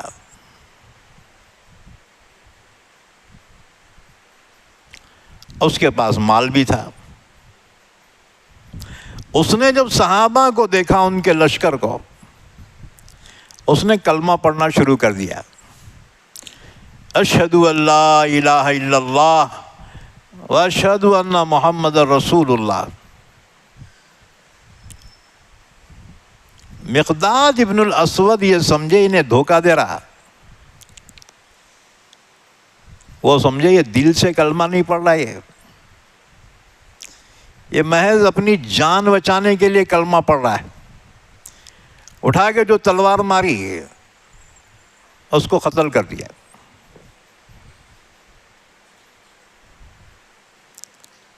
حاضرین میں سے کسی نے کہا آپ نے اچھا نہیں کیا، یہ ایک ایسے شخص کو جو لا الہ الا اللہ کا اقرار کر رہا ہے، لا الہ الا اللہ کی شہادت دے رہا ہے، تم نے اسے قتل کر دیا۔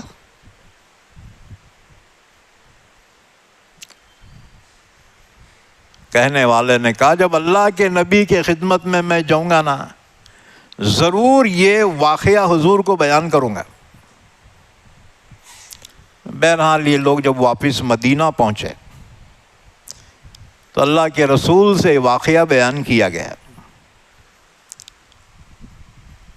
کہ یا رسول اللہ، ایک شخص کلمہ پڑھ رہا تھا اور مقداد نے اس پہ تلوار ماری، قتل کر دیا۔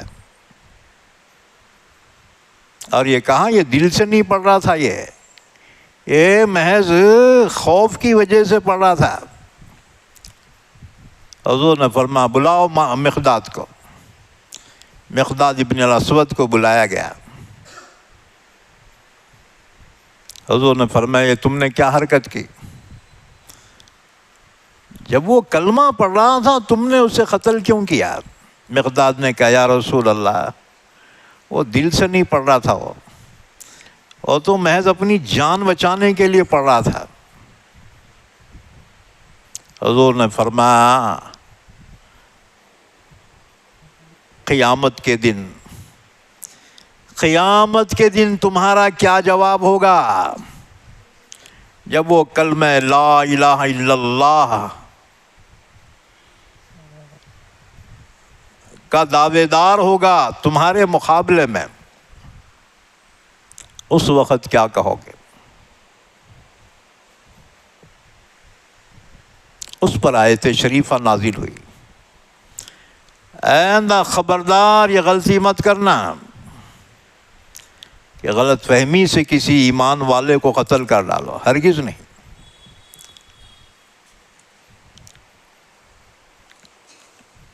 اسی طرح سے ایک اور روایت میں ہے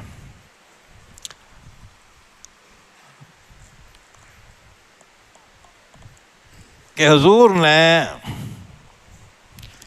اسی طرح کے ایک واقعے میں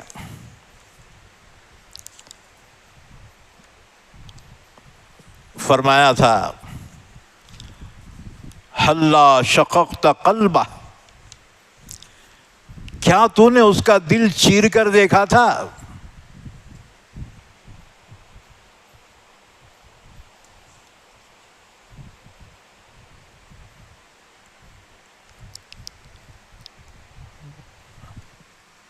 ایک روایت اور، ابن عباس رضی اللہ تعالیٰ عنہ کی روایت ہے،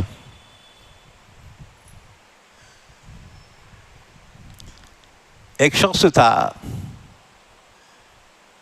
فدق کا رہنے والا، اس کا نام تھا مرداس بن نحیک۔ وہ مسلمان ہو گیا تھا، مگر اس کی قوم والے ابھی مسلمان نہیں ہوئے تھے۔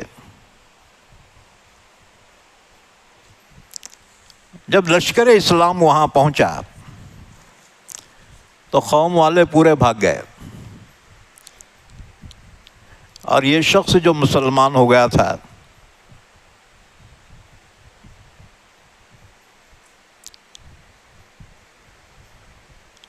اس شخص نے جب یہ لشکر اسلام کو دیکھا تو اس نے اپنی بکریاں کسی پہاڑی محفوظ مقام میں پہنچا دی، خود پہاڑ پہ چڑھ گیا۔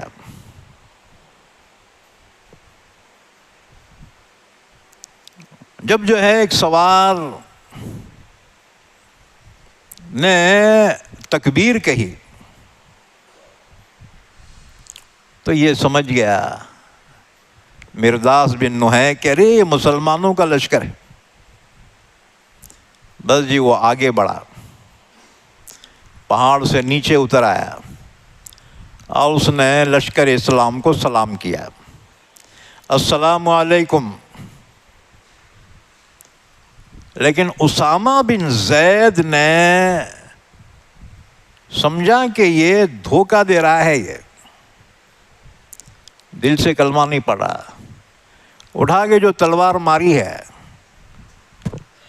اس کو قتل کر دیا اور اس کی بکریاں بھی لے کر آ گئے۔ جب اللہ کے نبی کی خدمت میں پہنچے ہیں، حضور کو اس کی اطلاع پہلی مل چکی تھی، حضور کو بڑا رنج ہوا۔ حضور نے فرمایا اسامہ تم نے اس کے مال کی لالچ میں اس کو قتل کر دیا ہے۔ اور پھر یہ آیت شریفہ حضور نے پڑھ کے سنائی۔ اسامہ بن زید نے کہا یا رسول اللہ صلی اللہ علیہ وسلم میرے لیے دعائے مغفرت فرمائیے، میرے سے غلطی ہو گئی۔ حضور نے فرمایا لا الہ الا اللہ کا کیا ہوگا؟ یعنی اس نے تو لا الہ الا اللہ پڑھا اور تو نے اسے قتل کر دیا، اب میں کیسے دعا کر سکتا ہوں؟ حضور نے 3 مرتبہ یہی الفاظ بیان کیے۔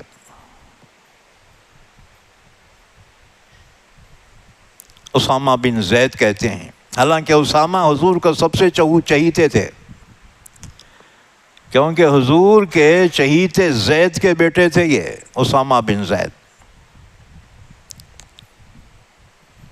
تو حضور نے 3 مرتبہ فرمایا کہ لا الہ الا اللہ کا کیا ہوگا؟ یعنی میں تیرے لیے کیسے دعائے مغفرت کر سکتا؟ ایک ایمان والے کو تو نے قتل کر دیا۔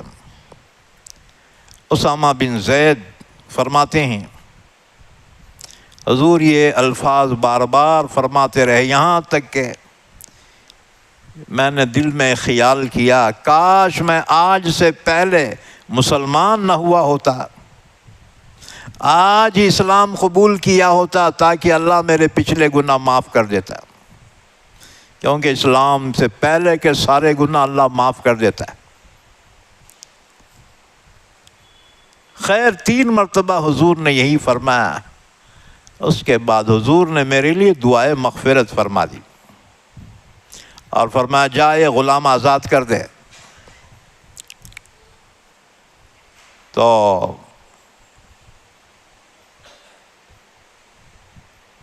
اور ایک روایت ابو زبیان کی روایت، اسامہ بن زید فرماتے ہیں میں نے عرض کیا یا رسول اللہ اس نے تو ہتھیار کے ڈر سے کلمہ پڑھا تھا۔ حضور نے فرمایا ہلا شققت قلبہ، کیا تو نے اس کا دل چیر کر دیکھا تھا؟ کیا اس نے دل سے کہا تھا یا نہیں؟ بہرحال غلط فہمی خود بہت بڑا جرم ہے، اس لیے سنی سنائی پر فوراً ایکشن مت لو، تحقیق کرو۔ لوگ تو چاہتے ہیں فتنہ ڈالنا، افواہوں پر فوری عمل نہ کرو، تحقیق کرو، چاہے وہ سیاسی ہو، معاشرتی ہو، وہ افواہ چاہے گھریلو ہو۔ ہاں جی، گھروں میں رقابتیں ہوتی ہیں، جلن حسد ہوتا ہے۔ ہاں جی، کبھی ساس ظالم ہوتی ہے بہو کے خلاف، جھوٹی افواہ پھیلاتی ہے، کبھی بہو ظالم ہوتی ہے، ساس کے خلاف شوہر کے کان بھرتی ہے، یہ بیچارہ دونوں کی محبت کے بیچ میں پس جاتا ہے۔ اس لیے فوراً ایکشن مت لو، تحقیق کرو، ورنہ غلط فہمی میں کہیں ایسا نہ ہو جائے کہ زندگی بھر پچھتانا پڑے۔ اللہ نے فرمایا فتبینوا، تحقیق کرو۔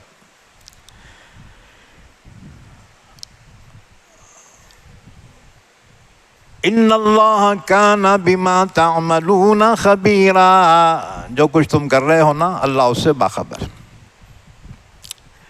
اس کے بعد پھر فرمایا لا يستوي القاعدون من المؤمنين غير أولي الضرر والمجاهدون في سبيل الله بأموالهم وأنفسهم۔ اللہ نے فرمایا اللہ کی راہ میں، اللہ کے دین کی سربلندی کے لیے لڑنے والے اور بلا عذر کے گھروں میں بیٹھے رہ جانے والے، یہ دونوں برابر نہیں ہو سکتے۔ اللہ کی راہ میں اپنی جان و مال سے لڑنے والے، اللہ نے ان کا درجہ بلند کیا ہے۔ ہاں، مطلق ایمان والوں کے لیے جنت کا تو اللہ نے وعدہ کیا ہے، لیکن بلند درجات اللہ کی راہ میں لڑنے والوں کے لیے۔ آیت شریفہ سے متعلق حدیث سن لو، بخاری، ابو داؤد، ترمذی اور نسائی کی حدیث ہے۔ حضرت زید بن ثابت فرماتے ہیں رسول اللہ صلی اللہ علیہ وسلم حضرت زید بن ثابت سے لکھوا رہے تھے یہ آیت لا یستوی القاعدون من المؤمنین،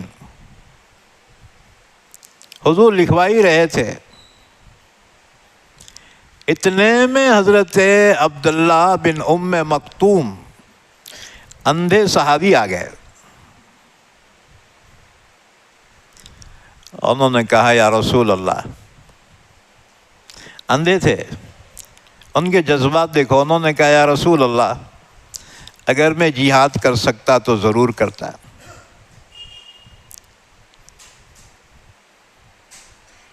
اس پر یہ آیت شریفہ نازل ہوئی۔ یہ صاحب استطاعت پر ہے، جو مجبور ہیں، معذور ہیں، ان کے ذمہ نہیں ہیں۔ لا يستوي القاعدون من المؤمنين غير أولي الضرر والمجاهدون في سبيل الله بأموالهم وأنفسهم، برابر نہیں ہو سکتے۔ بیٹھے رہ جانے والے ایمان والے بلا عذر کے، اور وہ لوگ جو اللہ کی راہ میں اپنے مالوں اور جانوں سے لڑنے والے۔ فضل اللہ المجاہدین باموالہم وانفسہم علی القاعدین درجہ۔ اللہ نے فضیلت دی ہے ان لوگوں کو جو اپنے مالوں اور جانوں سے اللہ کی راہ میں لڑتے ہیں، بیٹھے رہ جانے والوں کے مقابلے میں اللہ نے ان کو درجہ عطا فرمایا۔ وَكُلًّا وَعَدَ اللَّهُ الْحُسْنَىٰ، اور ہر ایک سے اللہ نے بھلائی کا وعدہ کیا ہے۔ حسنہ سے مراد ہے جنت۔ آیت میں دلیل اس بات کی ہے کہ اس وقت جب قرآن نازل ہو رہا تھا، جتنے لوگ ایمان والے تھے وہ سب جنتی ہیں، اور اس وقت جو ایمان والے تھے ان کو صحابہ کہا جاتا ہے۔ معلوم ہوا کہ تمام صحابہ جنتی ہیں، قرآن کی آیت سے ثابت ہوا۔ وَفَضَّلَ اللَّهُ الْمُجَاهِدِينَ عَلَى الْقَاعِدِينَ أَجْرًا عَظِيمًا، اللہ نے اس کی راہ میں لڑنے والوں کو بیٹھے رہ جانے والوں کے مقابلے میں بہت بڑا اجر عطا فرمایا۔ درجات منہ، اللہ کی جانب سے ان کے بڑے بڑے درجات ہیں۔ وَمَغْفِرَةً، اللہ ان کے گناہوں کو معاف کر دیں گے، ان کے لیے مغفرت ہے۔ وَرَحْمَةً، اللہ ان پر مہربان ہوگا، اللہ کی ان پر رحمت ہے۔ وَكَانَ اللَّهُ غَفُورًا رَحِيمًا، اور اللہ تعالیٰ بڑا ہی معاف کرنے والا، نہایت رحم کرنے والا ہے۔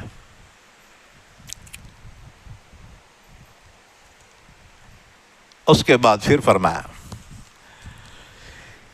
ان الذین توفاہم الملائکۃ ظالمی انفسہم، فرشتے جب روح نکال رہے ہوں گے ان کی جنہوں نے اپنے آپ پہ ظلم کیا ہے، اس سے مراد وہ لوگ ہیں جو استطاعت کے باوجود ہجرت نہیں کیے تھے۔ فتح مکہ سے پہلے ہجرت کرنا ایمان کی علامت تھی۔ جو ہجرت نہیں کرتا تھا اس کے ایمان کا اعتبار نہیں ہوتا تھا۔ تو ایسے لوگوں کی جب فرشتے موت کے روح نکال رہے ہوں گے تو ان سے کہیں گے قالوا فیما کنتم، کہیں گے تم کہاں پڑے ہوئے تھے؟ قالوا كنا مستضعفین فی الارض، وہ جواب دیں گے کہ جی ہم تو کمزور تھے، ہم ہجرت نہیں کر سکتے تھے، مکے میں ہم مجبور تھے۔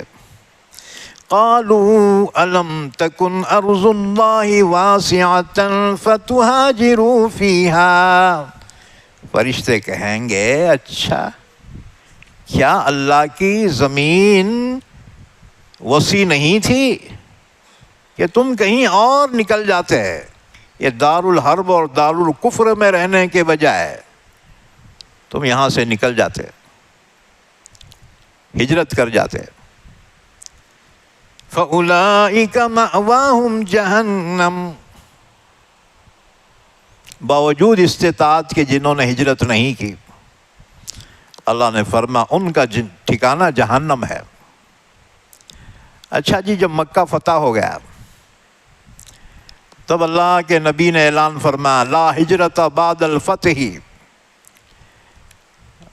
فتح کے بعد، مکہ کے فتح ہونے کے بعد اب ہجرت نہیں رہی۔ جو مسلمان مکے میں ہیں مسلمان مکے میں رہیں، اب مدینہ آنے کی ضرورت نہیں۔ تو ہجرت فرض تھی فتح مکہ سے پہلے۔ جب مکہ فتح ہو گیا اللہ کے نبی نے فرمایا لا ہجرت بعد الفتح، فتح مکہ کے بعد اب ہجرت نہ رہی۔ جو مسلمان مکے میں ہے نا وہ مکے ہی میں رہے، اب مدینہ آنے کی ضرورت نہیں۔ تو یہ پہلے کا حکم تھا، صرف ایمان کافی نہیں تھا بلکہ ہجرت کرنا بھی فرض تھا، ہجرت کرنا ایمان کی علامت تھی۔ تو فرشتے ان سے کہیں گے الم تکن ارض اللہ واسعۃ فتہاجروا فیہا، کیا اللہ کی زمین وسیع نہیں تھی کہ تم اس میں ہجرت کر جاتے؟ فَأُولَٰئِكَ مَأْوَاهُمْ جَهَنَّمُ، ان کا ٹھکانہ جہنم ہے، وَسَاءَتْ مَصِيرًا، وہ بہت برا ٹھکانہ ہے۔ إِلَّا الْمُسْتَضْعَفِينَ، ہاں اس حکم سے وہ لوگ مستثنیٰ ہیں جو واقعتاً مجبور ہیں اور ہجرت نہ کر سکے، مثلاً بوڑھے ہیں، عورتیں ہیں، بچے ہیں۔ اللہ نے فرمایا مجبوراً ہجرت نہیں کر سکے، ان پر کوئی گناہ نہیں ہے۔ إِلَّا الْمُسْتَضْعَفِينَ مِنَ الرِّجَالِ وَالنِّسَاءِ وَالْوِلْدَانِ، ہاں مگر جو کمزور ہیں، مرد اور عورتیں اور بچے، لا يستطيعون حیلة، جو کوئی ہیلا نہیں کر سکتے، تدبیر نہیں کر سکتے ہجرت کرنے کی، بوڑھے کمزور ہونے کی وجہ سے، عورتیں بے سہارا ہونے کی وجہ سے، اور بچے تو بچے ہیں، مجبور ہیں۔ ولا يهتدون سبیلا، اور ان کو راستے بھی نہیں معلوم۔ مکے سے مدینہ کیا نزدیک تھا کیا جی؟ 300 میل تھا، پہاڑی علاقہ، ریگستان، کوئی عام ہمارے جیسے ہائی وے نہیں تھے اس زمانے میں، ہاں جی 300 میل کا سفر، 300 میل بولے تو 450 کلومیٹر سے زیادہ پیدل، اور سواریاں بھی کون سے، اونٹ، گھوڑے تو تھے بھی نہیں، بہت مالداروں کے پاس ہوتے تھے، اس وقت صحابہ بہت غریب تھے، تو عورتوں اور بچوں کے لیے تو بڑا خطرہ تھا، اور بوڑھے معذور تھے، اللہ نے ان کو معاف کر دیا۔ فَأُولَٰئِكَ عَسَى اللَّهُ أَن يَعْفُوَ عَنْهُمْ، یہ وہی لوگ ہیں، امید ہے اللہ ان کو معاف کر دے۔ وَكَانَ اللَّهُ عَفُوًّا غَفُورًا، اور اللہ تو ہے ہی معاف کرنے والا، بخشنے والا۔ اور اس کے بعد مہاجرین کو خوشخبری دی جا رہی ہے۔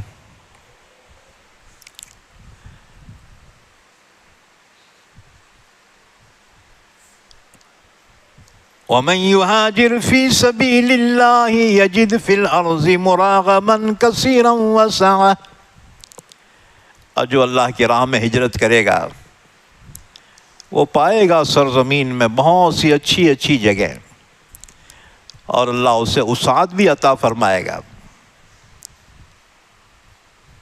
یہی وجہ ہے، دیکھو دنیا میں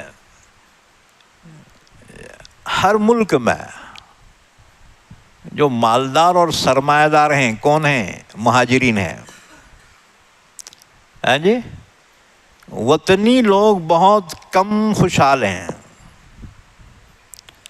جو ہجرت کر کے آئے نا انہوں فل کما لے کے،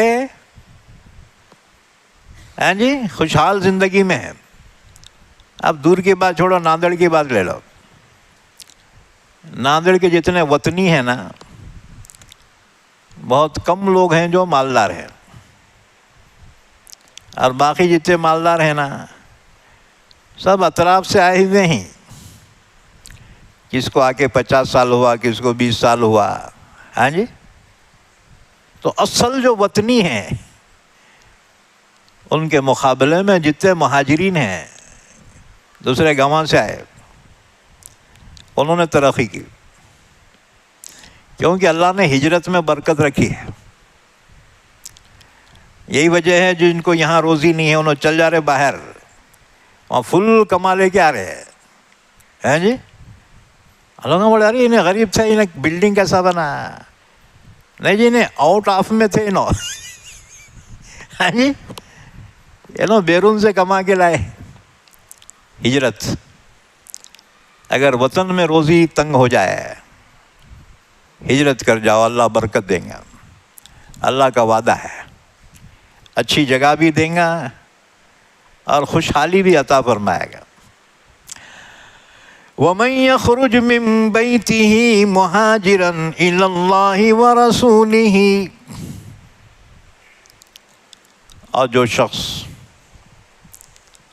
اپنے گھر سے نکل جائے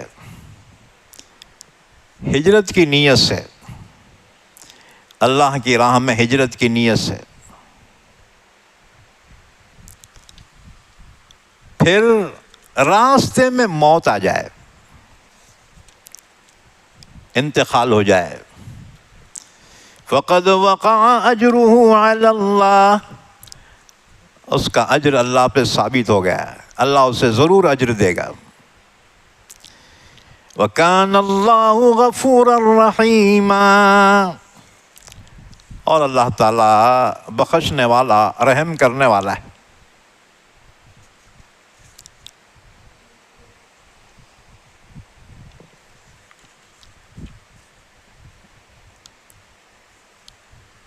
اس کے بعد سنو ایک حدیث مبارکہ، بخاری شریف کی حدیث ہے. رسول اللہ صلی اللہ علیہ وسلم نے فرمایا جو شخص اللہ اس کے رسول کے لیے ہجرت کرتا ہے تو اس کی ہجرت اللہ اس کے رسول ہی کے لیے ہوتی ہے، اور جو شخص دنیا کے لیے یا کسی عورت سے نکاح کرنے کے لیے ہجرت کرے تو اس کی ہجرت جس نیت سے کی ہے اس کو وہی ملے گا. ایک خاتون تھی ام قیس، ایمان لائی مکے میں. ایک صحابی ہیں، انہوں نے ام قیس کو پیغام نکاح دیا کہ میں تمہارے سے شادی کرنا چاہتا ہوں. اتنے میں ہجرت کا حکم ہو گیا. اب صحابہ ہجرت کرنا شروع کر دیے. اب یہ صحابی جس نے ام قیس کو پیغام نکاح دیا تھا تقاضا لگایا کہ اپن جلدی سے جلدی نکاح کر لیں گے. ام قیس نے شرط لگائی، میں ہجرت کر کے مدینہ جا رہی ہوں، اگر تمہارے کو شادی کرنا چاہے تو مدینہ آ جاؤ، وہاں شادی کریں گے اپن. انہوں نے کہا اچھی بات ہے. یہ صحابی ہجرت کر کے مدینہ پہنچے، خیر نکاح ہو گیا. تو صحابہ کہنے لگے یہ تو مہاجر ام قیس ہے، اس نے اللہ اس کے رسول کے واسطے نہیں کی ہجرت، اس نے تو ام قیس کے لیے ہجرت کی ہے. مشہور ہو گئے تھے مہاجر ام قیس. اچھا یہ حدیث امام بخاری لائے ہیں انما الاعمال بالنیات کے تحت میں. اعمال کا دار و مدار نیت پر ہے. تو جو اللہ اس کے رسول کے لیے ہجرت کرے گا اس کی ہجرت اللہ اس کے رسول ہی کے لیے ہوگی، اور جو دنیا یا کسی عورت سے نکاح کے لیے کرے گا اس کی ہجرت اسی کے لیے ہوگی جس کی اس نے نیت کی.